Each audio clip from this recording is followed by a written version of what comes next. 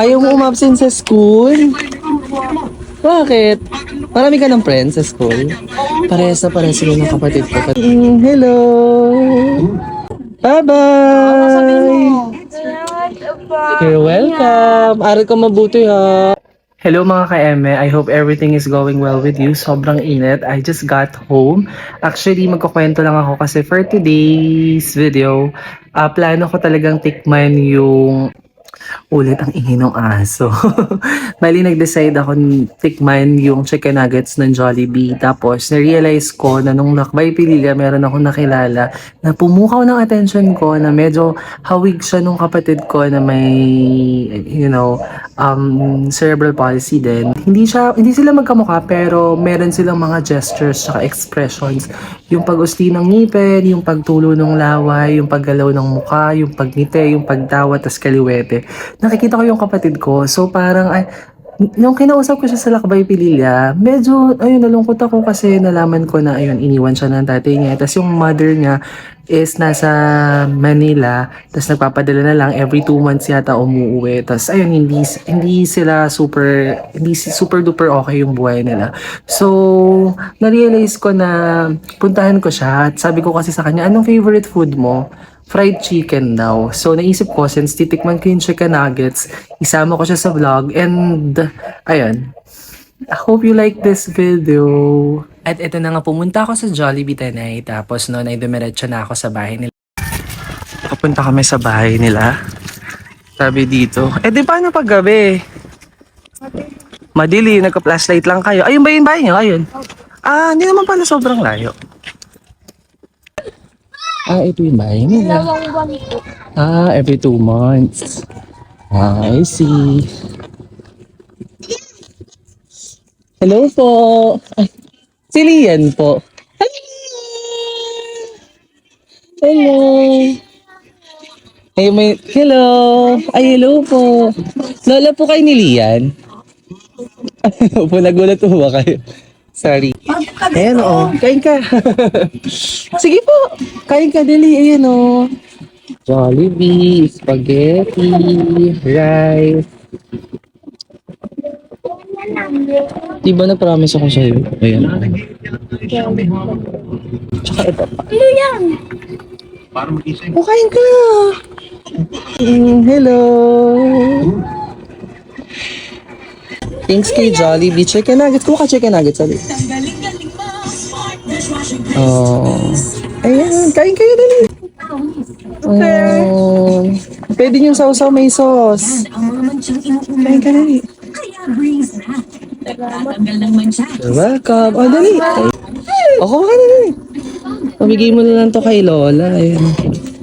Ito may sauce dito Kaso lang itong iyatang isa maanghang. Pinapaano na rito, naghahanap kami. Hindi po ba sa inyo to? Hindi po. Saan po kayo? Hindi nga po namin alam Lemon tibay.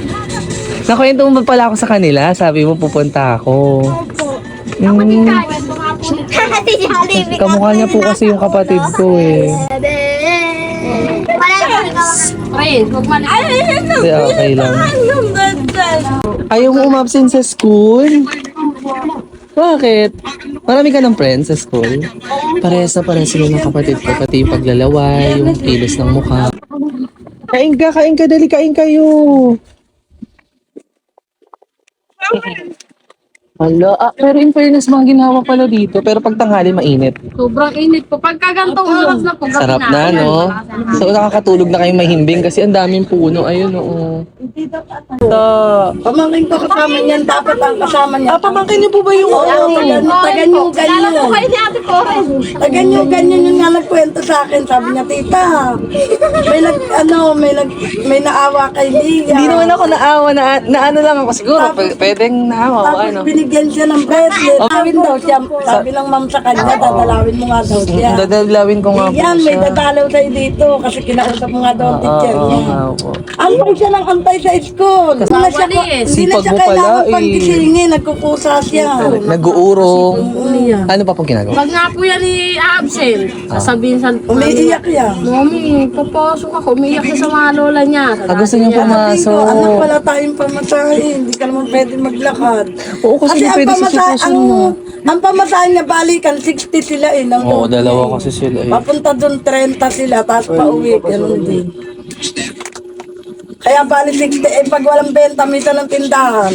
Ilan po ang anak niyo? 4. Apat. Yung nanay niya siya, si Panganay Venus. ito anak ko. May Tapos lalaki po kayo. sumunod yung nanay nila.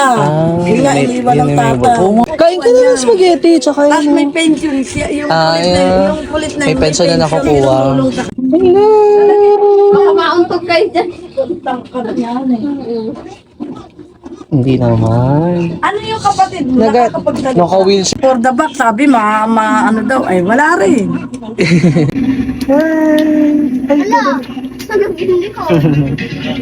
Bye-bye!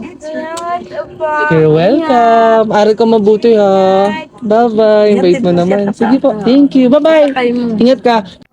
Ayun nga guys, medyo nakakalungkot kasi base naman dun sa video, hindi kanilang lupa yung tinitirikan ng bahay nila and pinapaalis na sila anytime kapag nabili na yung lupa. Aside doon, hindi nila alam kung saan sila titira or saan yung magiging bahay nila after nila kapag nakaalis na sila kasi wala din silang ganito. So sa mga interesado, wag na kayo lumapit sa akin, irekta nyo na sa kanila. Sa may hulo lang yan sa may highway, hanapin nyo lang si Nanay Lovely and basta sa Avila yung apelido nila, si Tatay Lolo Anding and si Lian Avila, siya yung may kapansanan na nasa video. And gusto ko lang din mag-shoutout sa friend ko na si Ann Perlas. Actually, nang magka-chat kami at tinanong niya kung anong plano ko for today, sabi ko pupunta lang ako ng Jollibee tapos kinuwento ko lang na may nakilala ako. Yun nga si Lian. Siguro na nadurog din yung puso niya and ayun, nag-share siya ng kahit papaanong konting tulong para magbigay ng bigas or para sa bigas. So, sabi niya sa akin na mas okay siguro kung may bigas sila para poproblemahin na lang nila yung ulam nila. And sobrang make sense. And ayun, shout out to Ann Perlas installment. So, ayun. Nag-promise din ako kay Lia na babalik ako. So, if ever matripan ko or maisipan ko, pupuntahan ko siya kapag mayroon akong free time. Why not, diba?